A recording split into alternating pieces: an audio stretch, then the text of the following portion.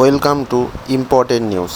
Important নিউজের পক্ষ থেকে সমস্ত ডাব্লিউবিপি কেপি এবং সমস্ত পরীক্ষার্থী অ্যাসপিরেন্টসদের জানাচ্ছি আগাম শুভেচ্ছা। আজ টিচার্স ডে উপলক্ষে একটা গুরুত্বপূর্ণ ইনফরমেশান দেওয়ার জন্যই ভিডিওতে আসা। টিচার্স ডেটা সর্বপল্লী রাধাকৃষ্ণনজির স্মরণে আমরা পালন করে থাকি। এই টিচার্স ডে উপলক্ষে আমরা শিক্ষক দিবস প্রতি বছর পালন করে থাকি। আমরা যে পরীক্ষায় প্রিপারেশান নেই না কেন, সেটা পুলিশের হতে পারে বা অন্যান্য সেন্ট্রাল গভর্নমেন্টের বিভিন্ন ফোর্সের হতে পারে, বা আস্তে আস্তে অন্য কোনো ক্লারিক্যাল পোস্ট হতে পারে বা WBCS হতে পারে। সেই সমস্ত পরীক্ষার যেই চান্স পাও আর না পাও, একটা কিন্তু ব্যক্তি হিসাবে বা ব্যক্তি বিশেষ হিসাবে একটা জিনিস কিন্তু সবার মনে রাখা উচিত। সেটা হচ্ছে নিজের মেরুদণ্ডটাকে সোজা রাখা।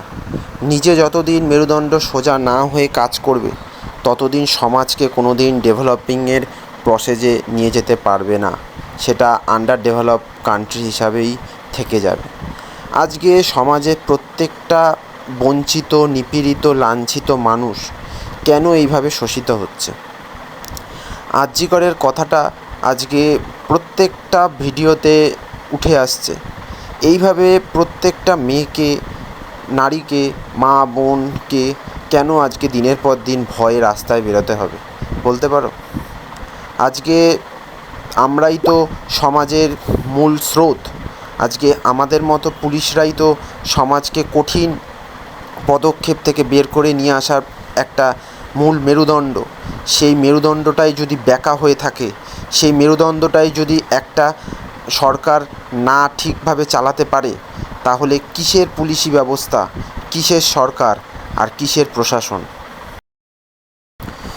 সমাজে প্রত্যেকটা মানুষই রাজনীতি করে, কিন্তু সেই রাজনীতিটাকে স্বচ্ছভাবে করতে হবে।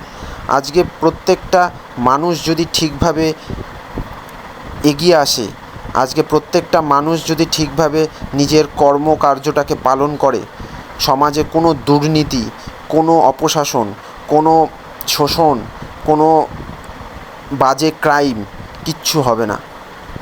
আজকে একটা ডাক্তার দিদি, সে কিনা নিজে একজন জীবন দান করতে এসে সে নিজেই জীবন দিয়ে দিল। এর থেকে বড় লজ্জার মনে হয় পৃথিবীতে আর কিছু হতে পারে না। আজকে প্রত্যেকটা পুলিশের উচিত সেই সমস্ত তাদেরও তো বাড়িতে মহিলা মেম্বার রয়েছে, তাদেরও তো বাড়িতে ছোট ছোট বাচ্চা কাচ্চা রয়েছে, তাদের মুখের দিকে তাকিয়ে নিজের মেরুদণ্ডটাকে সোজা করে এগিয়ে চলা। আজকে হয়তো সেই কারণে অনেক পুলিশ অফিসারকে বিভিন্ন জায়গায় ট্রান্সফার করে দেওয়া হচ্ছে, বিভিন্ন প্রমোশন আটকে দেওয়া হচ্ছে। হোক, সেটা প্রমোশনের থেকেও বড় কথা, নিজের পরিবেশকে, নিজের সমাজকে যদি উন্নত জায়গায় না নিয়ে যেতে পারো, কোনো দিনও তুমি সেই সমাজে ভালোভাবে মানুষত্ব বোধ কাজ করতে পারবে না। এইটুকানি মানুষের মধ্যে থেকে মানুষকে চিনতে হলে তোমাকে আগে নিজেকে পরিবর্তন করতে হবে, নিজের মেরুদণ্ডটাকে সোজা করতে হবে। সমাজে চাকরি সবাই করে, কিন্তু সবাই কিন্তু উপযুক্ত চাকরিওয়ালা নয়। কেউ টেবিলের নিচ দিয়ে টাকা খায়, কেউ রুমালের পেছন দিয়ে টাকা খায়। আজকে পুলিশ ব্যবস্থাটাকে শুনলে মানুষে এত ঘৃণা করছে কেন? কেন একটা পুলিশ ব্যবস্থা একটা সমাজকে কন্ট্রোল করার হাত থেকে বেরিয়ে যাচ্ছে? খাকি উর্দিটা কি সবাই প্রাপ্য? সবাই কি এই খাকি উর্দি পরতে পারে?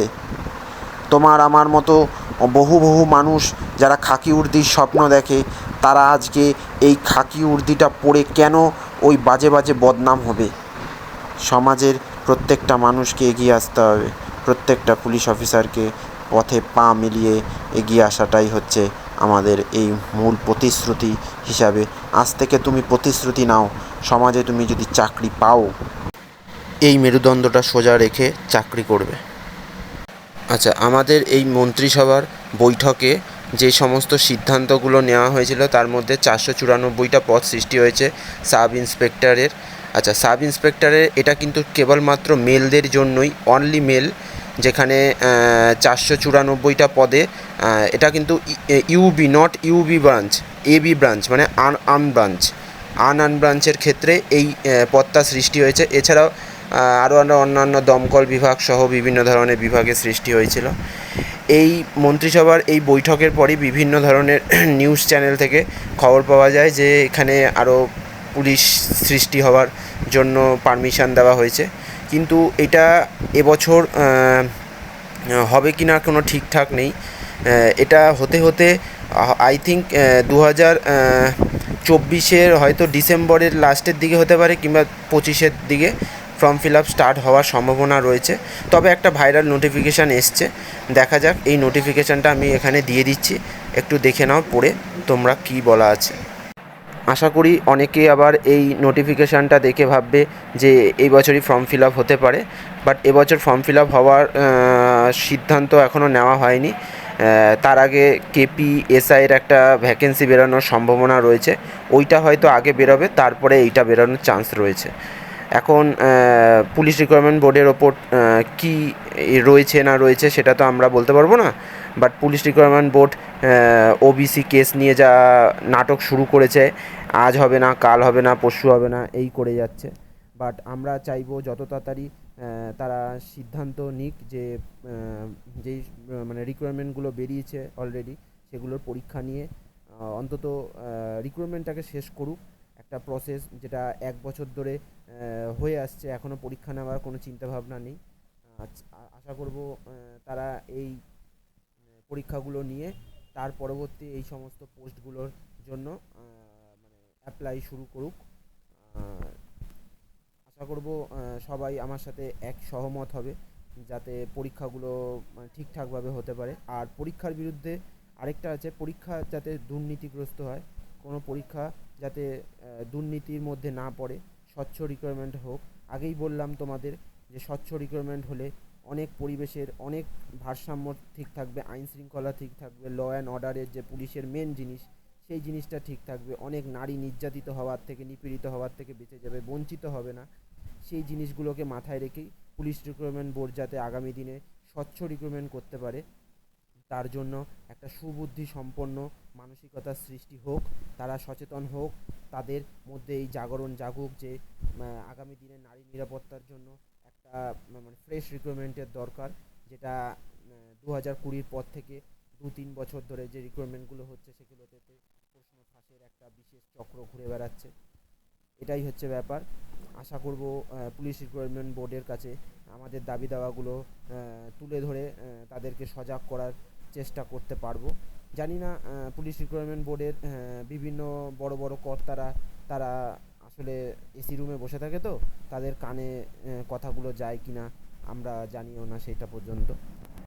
আর একটাই কথা বলবো, যারা কলকাতা পুলিশ বা ডাব্লিউবিপি যেই পুলিশেরই চাকরি করো না কেন, মেরুদণ্ডটাকে সোজা রেখে কারোর কাছে বিকলিত না হয়ে, বিলিয়ে না দিয়ে নিজেরা চাকরি করবে। কারণ চাকরির যে মাইনাটা বা চাকরির যে মানে ইয়েটা দেয় তোমাকে, স্টাইপেন্ড বা যাই হিসাবে দিক না কেন, সেই জিনিসটা বা বোনাসটা বা 14 মাসের বেতন যে এক্সট্রা পাও, সেই বেতনটাও কিন্তু সরকার নিজেদের ঝান্ডা থেকে দেয় না। এটা পাবলিকদের থেকে, পাবলিকদের ট্যাক্সের থেকে, পাবলিকদের ইনক্রিমেন্টের থেকে সমস্ত কিছু তোমাকে দেয়।